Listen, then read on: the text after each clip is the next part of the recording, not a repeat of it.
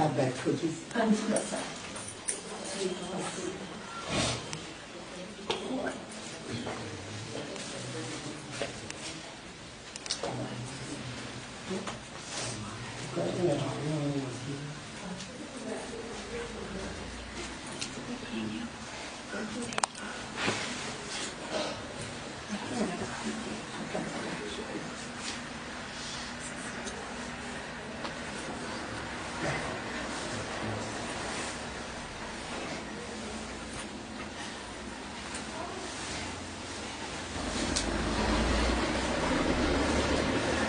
बलदेव जी,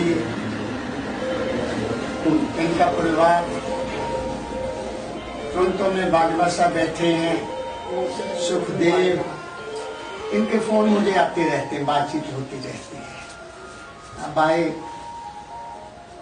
यहाँ का प्रोग्राम, मैं तो सेवक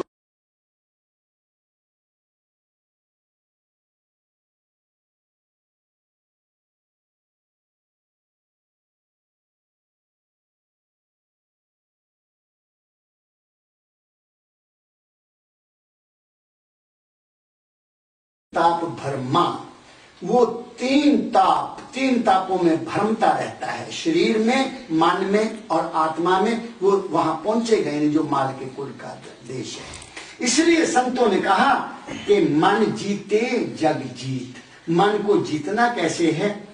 सतगुरु के हाथ इसकी डोर पकड़ा दो, सतगुरु को इसे समर्पित कर दो, सतगुरु को इसके आगे रखो। जिस दिन सतगुरु तुम्हारे यहाँ प्रकट हो गए, जिस दिन सतगुरु के दर्शन तुम्हें अपने घट में होने लग गए, समझो सतगुरु तुम्हारे सिर पर आ गया, सतगुरु ने तुम पर दया बख्शिश कर दी। फिर क्या होगा? जो जो मांगे सतगुरु अपने से सोई सोई देवे। कब? सिर झुकाने से नहीं ना, जब तक तुम अपने सतगुरु को याद करते करते करते करते उसके रूप को यहां नहीं बना देते। आंख बंद की, ध्यान किया, सतगुरु दर्शन हो गए, सतगुरु की दया बरस गई। बाहर कुछ भी नहीं है। मुंह को कहां ढूंढे रे बंदे, मैं तो तेरे पास में, कबीर साहब कहते हैं। मेरे सतगुरु बंदयाल जी महाराज के, मेरे दादा दयाल, मेरे जो दादा गुरु हैं, उन्होंने लिखा, ढूंढ मुझको अपने मन में, मैं तो तेरे पास हूं। ढूंढ मुझको अपने मन में, मैं तो तेरे पास हूं। मैं ना काशी, मैं ना मथुरा, मैं ना गिर कैलाश हूं, मैं कहीं भी नहीं। तू हुआ मेरा तो देख, मैं भी तेरा हो गया। मैं तो तेरे मन की बच्चा, एक सच्ची आस और विश्वास हूं। विश्वास कहीं भी रख लो, मगर एक जगह रखो, दो जगह नहीं। भटकना नहीं है। खसम एक ही होगा, दो नहीं हो सकते। मालिक एक ही है, दो नहीं हो सकते।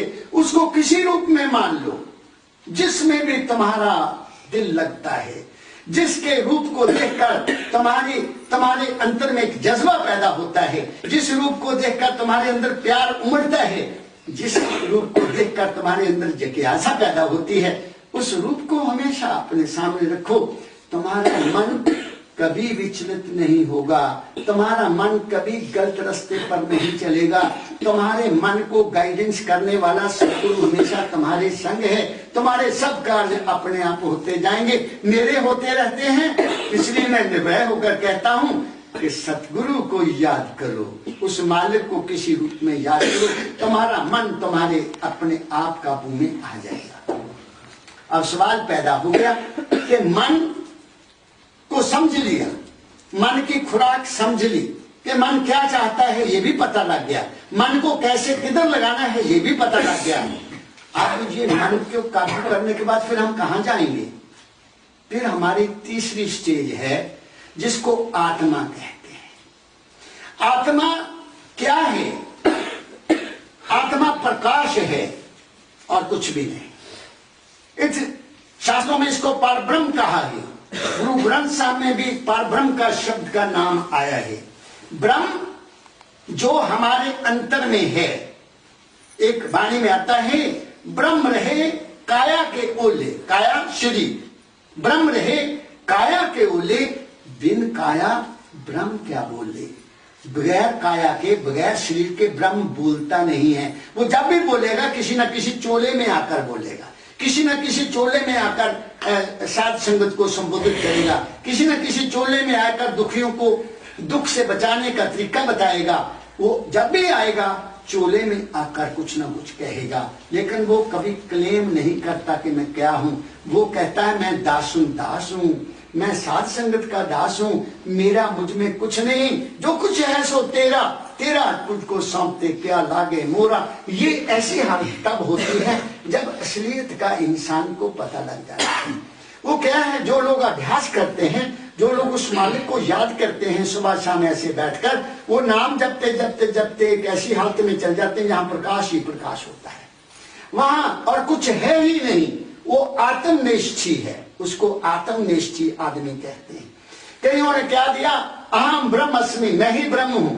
वो बड़ी मूर्खता है, वो कुछ भी नहीं है। वो तो एक स्टेज है, वो तो एक ज्ञान प्रकाश की स्टेज है, वो तो सतगुरु की एक दया है, वो तो सतगुरु ने कृपा की कि वो तुम्हें दर्शन हो गए, वो तो सतगुरु ने आप सिर पर हाथ रखा कि तुम्हें पता लग गया कि तुम कौन हो। इसीलिए कहा है ज्योत में ज्योत मिल जाए, ज्योत में ज्योत मिल जाए। मन नहीं, जब तक मन है ज्योत में ज्योत नहीं मिलेगी। जब तक हमारे ख्याल हैं ज्योत में ज्योत नहीं मिलेगी। ख्याल जब खत्म हो जाएंगे तो ज्योत आएगी। तो अगर आदमी उस हालत में चोला छोड़ेगा तो कहां जाएगा, ज्योत में ज्योत जाकर समा जाएगा। कई लोग, कई संत महापुरुष जाते हैं ना, तो वो ये नहीं कहते कि वो मर गए ना, ज्योति ज्योत समा गए, ऐसा हम कहते हैं। वो समाये या नहीं समाये ये और बात है, लेकिन ऐसा माना जाता है कि जो संत है, जो महापुरुष है, जो उस प्रभु के साथ जुड़ा हुआ है, जो उस मालिक को याद करता है, उसका आत्म तत्व ज्योत में समाना चाहिए। अब ये बातें जो हैं ये केवल तब तक प्रचलित थी जब तक शास्त्र लिखे हुए थे, जब तक भागवत गीता थी, जब तक वेद थे, पुराण थे, शास्त्र थे। उसमें सिर्फ यहां तक का वर्णन था कि ज्योति में ज्योत समाना है, हम ब्रह्म बनना है। संतों को इन वाणियों से संतुष्टि नहीं हुई। गुरु नानक साहब को बिल्कुल संतुष्टि नहीं हुई। ये संस्कृत भाषा में जो लिखा है उन्होंने नहीं माना, कबीर साहब ने भी नहीं माना, दूसरे संतों ने भी नहीं माना। उन्होंने अपनी खोज की, अपनी खोज की, अपनी खोज करके वो कहां पहुंचे। उन्होंने कहा नहीं, शरीर, मन और आत्मा से परे भी कोई चीज है। उन्होंने ये खोज की कि शरीर तो नाशवान है, मन केवल ख्यालों का पंदरा है और कुछ भी नहीं, आत्मा केवल प्रकाश रूपी है। इससे आगे भी कोई चीज है जो इन सबको देखती है। उसका मैं तुम्हें प्रमाण दे रहा हूं। एक्सीडेंट हो जाता है किसी का, आदमी बेहोश हो जाता है, उसकी नब्ज भी चल रही है, उसके दिल की धड़कन भी है, वो सांस भी ले रहा है, लेकिन उसको होश नहीं। वो जो होश है वो क्या चीज है, वो ही हम हैं।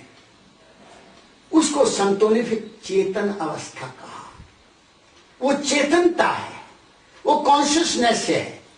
मेरे परमदयाल जी महाराज ने कहा, man is the bubble of consciousness.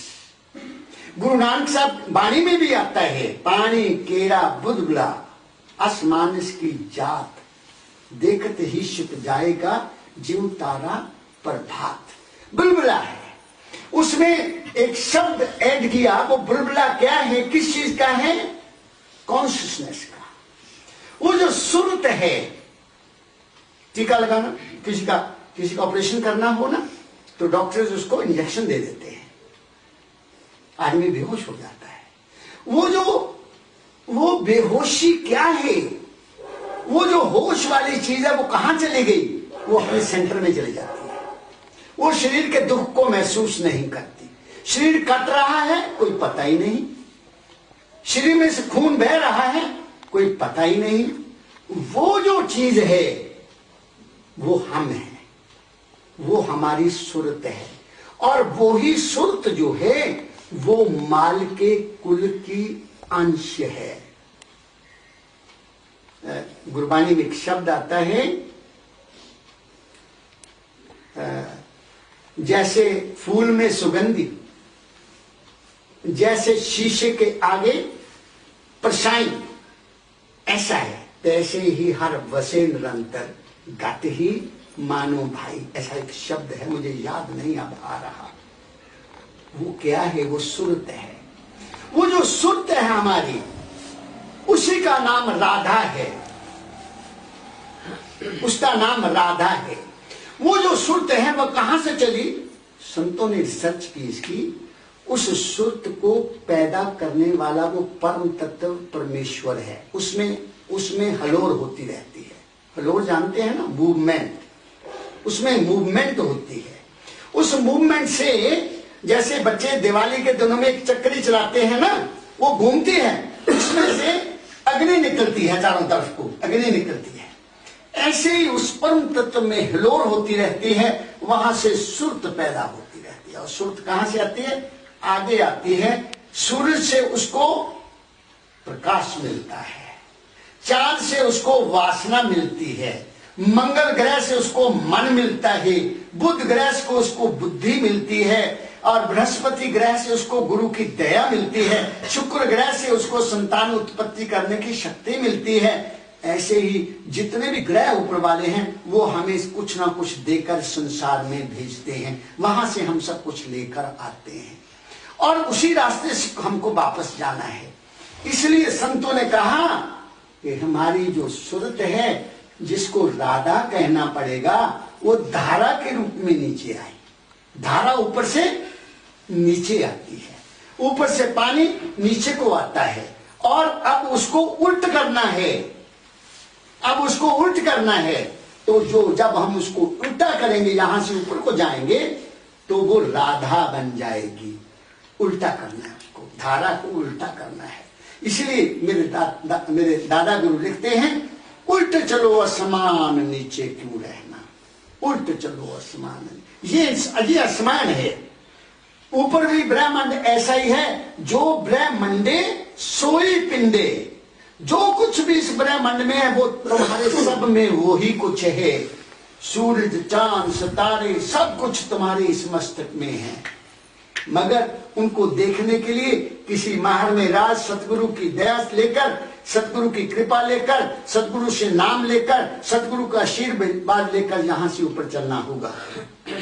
तो वो जो सुरत है वो हम हैं। उस सुरत की ना कोई जात है, उस सुरत की ना कोई पात है, उस सुरत का ना कोई रंग है, उस सुरत का ना कोई रूप है, उस सुरत का ना कोई देश है, ना वो किसी की रिश्तेदार है। वो तो एक अटल सत्य है, वो ही सत्य है। इसलिए गुरु गोविंद सिंह साहब महाराज जी ने वाणी में लिखा है, जे तो है प्रेम कर्ण का चाओ, सिर धर तली गली मोरी आओ। इस वाणी का लोगों ने बड़ा इसको समझा नहीं कि गुरु साहब कहना क्या चाहते हैं। गुरु साहब ने जी ऐसा क्यों कहा?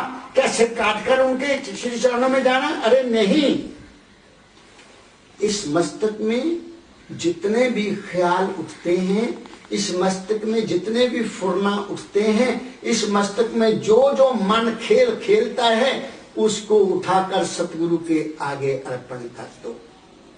जिस दिन तुमने इसको खाली कर दिया, जिस दिन मन खाली हो गया, जिस दिन मन के सब ख्यालात बंद हो गए, तो बाकी क्या रह जाएगा? बाकी तो फिर माल के कुल है। कहते हैं, एक छोटी सी कहानी सुनाता हूं। राजा जनक हुए हैं। राजा जनक बहुत विदय गति वाले इंसान बने। उनको ऐसा माना जाता है कि वो विदय गति में रह करते थे, बहुत बड़े योगी थे। लेकिन योगी बने कब? जब सतगुरु की दया हुई। हुआ यूं कि वो एक दिन सो रहे हैं, नौकर चाकर वजीर सेवादार हैं, सभी पंखे जला रहे हैं उसको, वो सो रहा है। सोते सोते क्या देखता है, उसको स्वप्न आता है राजा जनक को। स्वप्न में क्या देखता है कि वो भूखा है, कपड़े फटे हुए हैं, और वो मांग रहा है। भूख लगी है, रोटी मांग रहा है स्वप्न में। शास्त्र ऐसा कहते हैं। वो कभी इस घर में जाता है, माता रोटी दो मुझे भूख लगी है, धरकार देते हैं, दौड़ जा अभी नहीं बनी। दूसरे घर में जाता है, वहां से भी छुट्टी, अभी नहीं बनी रोटी। तीसरे घर में जाता है, वहां से भी। किसी माता ने रहम किया कि बच्चा रुक जा, मैं रोटी तुम्हें देती हूं। स्वप्न में वो रोटी लाई और उसको दे दी, ले बेटा तू खा ले। एक फुल्का दे दिया, कुछ ऊपर सब्जी डाल दी, ले बेटा तू खा ले।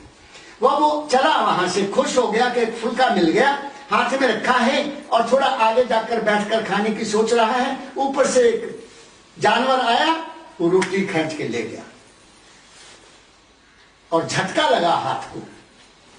जैसे जानवर आया, हाथ कांप गया, शरीर कांप गया और राजा जनक की आंख खुल गई। राजा जनक देखता है, ऐसा स्वप्न, मैं तो बिल्कुल निर्धन, कपड़े फटे हुए, भूखा हूं, मांगता हूं, वो सच है या ये सच जो अब है?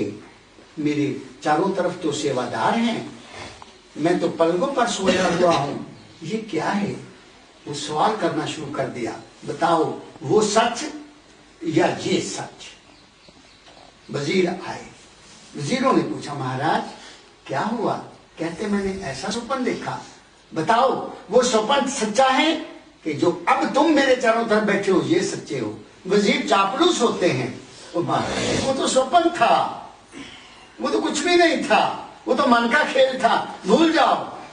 राजा जनक कहता, नहीं मैं भूलने वाला नहीं हूं, मेरे को इसका सवाल का जवाब चाहिए।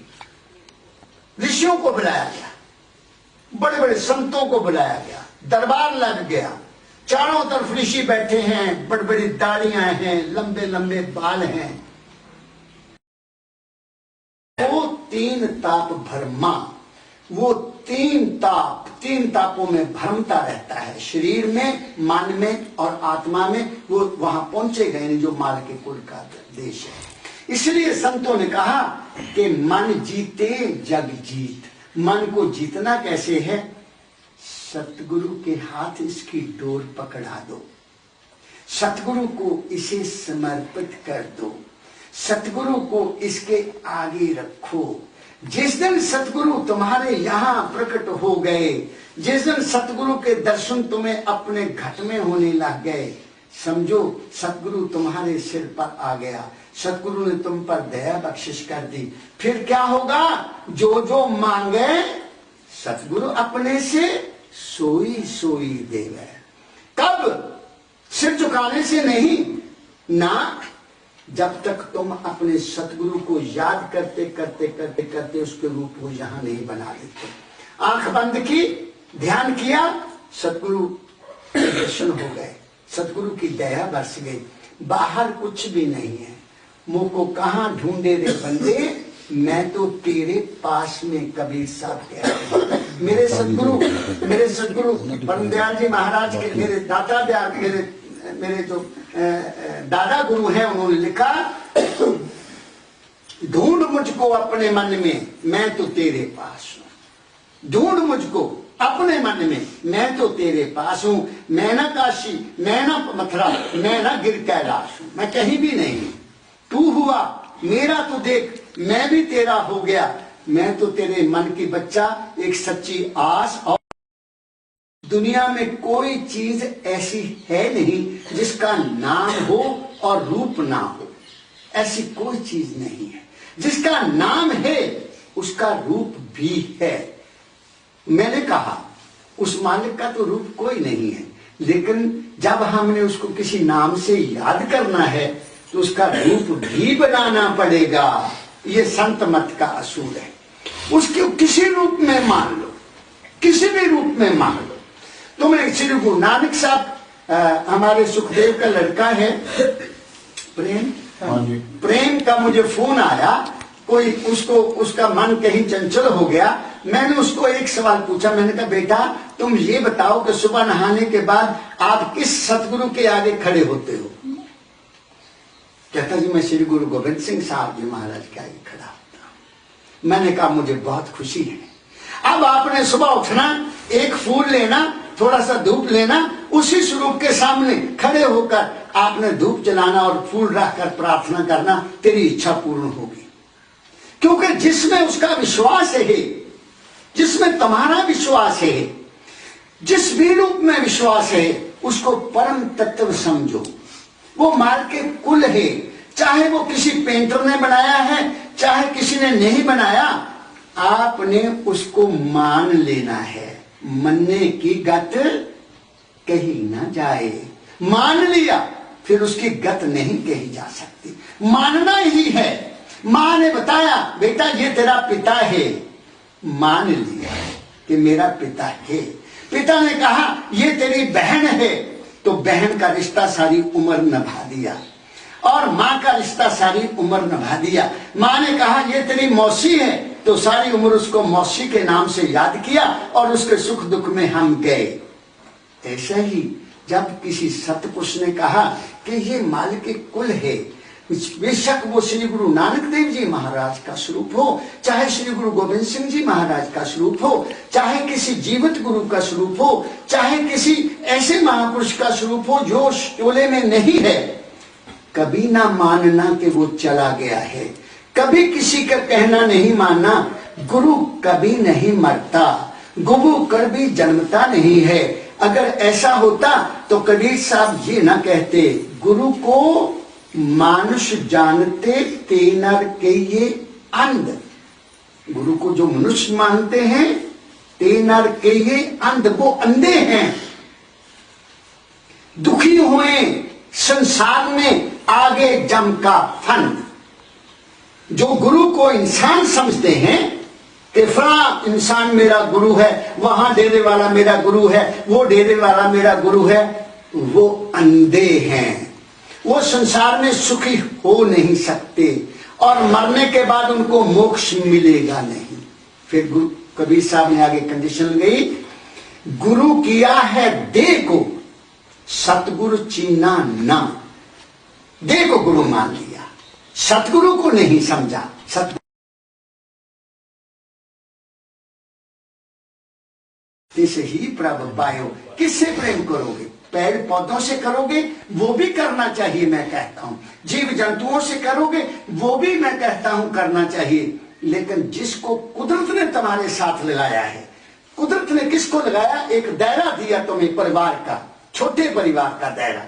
अगर उस दायरे में तुम्हारा प्रेम नहीं है तो फिर तुम किसी और से भी प्रेम नहीं कर सकते।